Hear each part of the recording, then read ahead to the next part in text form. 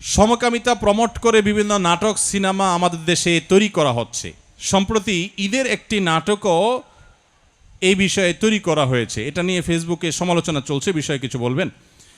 ভাইরা আমার, খুবই দুঃখজনক বিষয়, বিনোদনের নামে, নাটক সিনেমার নামে আমাদের দেশে অনেক অবৈধ বিষয়কে স্বাভাবিক করে ফেলা হয়েছে। আজ থেকে 15-20 বছর আগেও, 30 বছর আর 25 বছর আগেও এই সমাজে কোনো একটা পুরুষ কোনো একটা নারী বিবাহ বহির্ভূত সম্পর্ক করাকে অত্যন্ত দোষণীয় মনে করা হতো, শহরে গ্রামে সর্বত্র। ঠিক না ঠিক?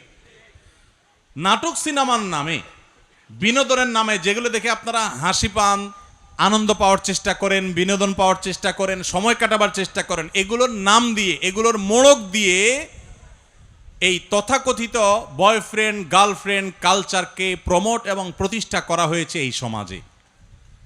এখন আর কারো বয়ফ্রেন্ড আছে, কারো গার্লফ্রেন্ড আছে, এটা বলতে এখন আর মুখেও বাধে না, অর্থাৎ লাজ লজ্জা শরমটাও উঠে শেষ হয়ে গেছে। এটা খুব ভয়ঙ্কর একটা ব্যাপার। অপরাধ করার পর অপরাধ বোধ থাকা, এটা খুব তুলনামূলকভাবে, ওইটার তুলনামূলকভাবে সহনীয়, এটাও মন্দ, কিন্তু ওইটার তুলনায় কম মন্দ। আর যদি কেউ অপরাধ করার পর অপরাধকে অপরাধ মনে না করে, দোষ মনে না করে, এটা ভয়াবহ, এটা কুফরি, এটা ঈমান যাওয়ার মতো বিষয়। আমাদের সমাজে এই তথাকথিত নাটক সিনেমার নাম দিয়ে পশ্চিমারা সেই জায়গাগুলোতে কোটি কোটি টাকা ইনভেস্ট করে তথাকথিত আর্টিস্ট এবং শিল্পীদের কিনে নিয়ে তাদের দিয়ে বয়ফ্রেন্ড গার্লফ্রেন্ড কালচার প্রতিষ্ঠা করে জেনাকে সমাজে স্টাবলিশড ইতিমধ্যে তারা করে ফেলেছে। আমাদের সমাজকে এখন আরেক লেয়ারে পচাবার জন্য, নষ্ট করার জন্য এখন তথাকথিত ট্রান্সজেন্ডার বাদ এটাকে প্রতিষ্ঠা করার জন্য নাটক তৈরি করা হচ্ছে। ইতিমধ্যে একটা নাটক, কত বড় দুঃসাহস চিন্তা করেন, ঈদের অনুষ্ঠান একান্তই মুসলমানদের অনুষ্ঠান, একটা ইবাদত। ঈদ একটা কি ইবাদত, ঈদের মতো ইবাদতকে ঘিরে যে অনুষ্ঠান করছে সেখানে সমকামিতা বা ট্রান্সজেন্ডার মতবাদ সেটাকে পুশ করে নাটকের মাধ্যমে ইবাদতরত মানুষগুলোকে নাটকের নাম দিয়া তাদের মধ্যে ওই ইবাদতের মৌসুমে সিজনে তাদের মধ্যে ইসলাম বিরোধী বীজ ঢুকাই দেওয়া হচ্ছে। তার মানে হলো যে আমাদের সম্পদ, আমাদের সোসাইটি, আমাদের ঈদ মানে মুসলমানদের আবহ, এইটাকে ব্যবহার করে সেখানে তারা মুসলমানদের বিরুদ্ধে বিষ এবং ক্ষতিকর জিনিস তারা ঢুকিয়ে দিচ্ছে। আপনারা যেগুলো সোশ্যাল মিডিয়াতে, ফেসবুক, ইউটিউবে বিভিন্ন নাটকের ক্লিপ, ভিডিওর ক্লিপ অনেকে বুধ হয়ে পড়ে থেকে দেখেন, আপনার নিজের অজান্তে আল্লাহর দ্বীনকে দুনিয়া থেকে বিদায় করার নীল নকশা যে সমস্ত নাটক সিনেমার মাধ্যমে হয়, আপনি সেগুলার প্রমোট করছেন, সেগুলার প্রচার করছেন, সেগুলার সহযোগিতা করছেন। এজন্য আমাদের পরিষ্কারভাবে প্রত্যেকের অবস্থান নিতে হবে।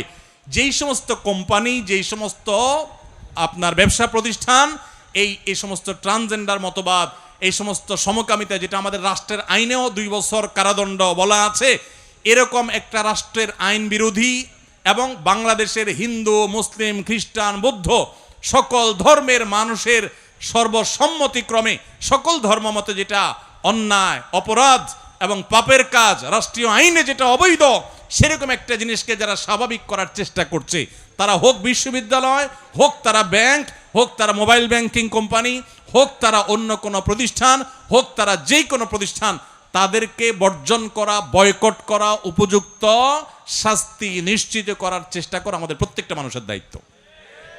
ভাইরা আমার, আমাদের সন্তানরা ট্রান্সজেন্ডার মতবাদ প্রতিষ্ঠিত হলে, তারা সমকামিতার দিকে ঝুঁকে গেলে পরিস্থিতি কি হতে পারে? আমেরিকার মতো দেশের অভিভাবকরা রাস্তায় নেমে এসেছে, কারণ গোটা সমাজের সিস্টেমটা ভেঙে ফেলা হয়েছে। আপনারা অনেকে বলতে পারেন এটা করে তাদের লাভটা কি?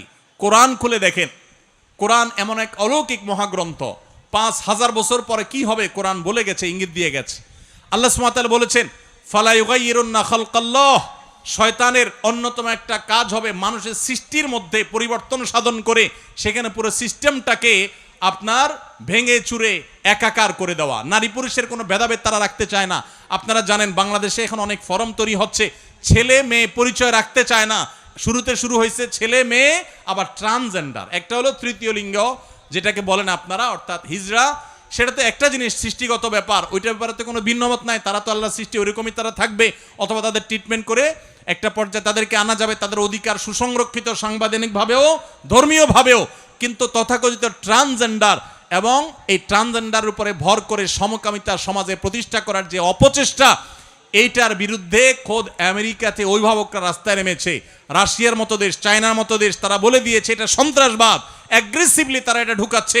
অনেক গার্মেন্টস প্রতিষ্ঠানকে, মালিকদেরকে বাধ্য করা হচ্ছে, আপনি সমকামিতাকে সমর্থন করেন কিনা, তাহলে আপনাকে ফান্ড দেয়া হবে, আর না হলে দেয়া হবে না। তারা নারী পুরুষের পরিচয়কে একাকার করে দিয়ে এখানে যে বিশৃঙ্খল পরিস্থিতি তৈরি করতে চায়, আল্লাহ বলেছেন এটা শয়তানের এজেন্ডা।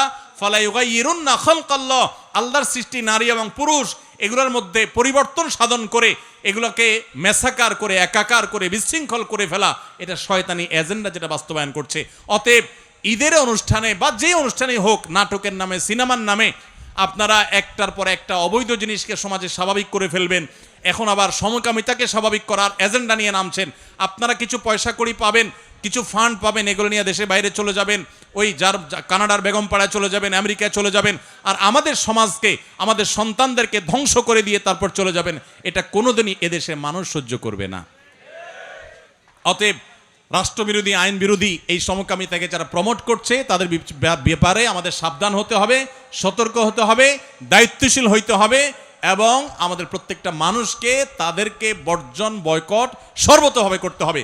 শয়তান এসে বলবে আমি একা বয়কট করলে কি হবে, আপনি আপনার দায়িত্ব পালন করেন, কি হবে না হবে আপনার দেখার দরকার নেই। আপনি আল্লাহকে বলবেন, আল্লাহ আমি আমার চেষ্টাটুকু করছি।